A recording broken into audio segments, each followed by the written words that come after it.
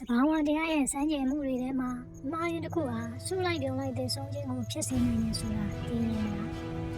ဒါဟာဖျက်စိတ်တွေရဲ့ဒေမင်းဓမ္မစဝိုင်းအန်မီလို့ခေါ်တဲ့တကယ်အဖြစ်ရဲ့စံတစ်ခုပါပဲ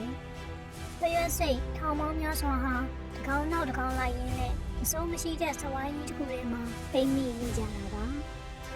ဒီဖြစ်ရပ်ကိုစစ်တပ်ဖျက်စိတ်လို့ခေါ်တဲ့အာမီအန်တွေမှာအများဆုံးတွေ့ရတတ်ပါတယ်သူတို့ဟာမျက်စိလုံးဝမမြင်ရသူတွေပါ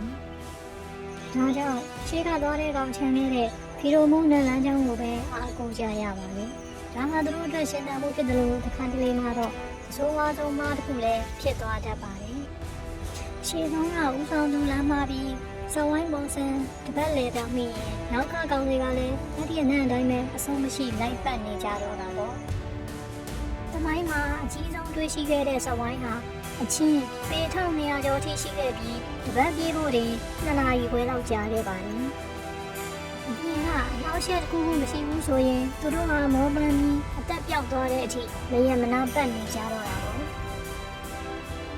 ကိုယ်ပိုင်ဆုံးဖြတ်ချက်မရှိဘဲတမားတို့နောက်ပေါ်မိုင်းမိုင်းကန်ကန်လိုက်နေကြတယ်။နောက်ထိအနေနဲ့ရှိနေတယ်လို့ဆိုတာဒီဘာဝတရားကဒီပေးနေတယ်။ဒီစိတ်တွေရဲ့တိမ်မင်းတမန်စဝိုင်းလို့ခေါ်တဲ့ဒီဖြစ်ရပ်ကိုသူတို့ရောလိုထင်မြင်ယူဆမိပါတယ်။နောက်ထပ်လည်းကမ္ဘာပေါ်ကထူးဆန်းတဲ့အကြောင်းအရာတွေကိုတင်ပြပေးသွားအောင်လို့ဘောလုံးက subscribe လေးလုပ်သွားပေးကြပါ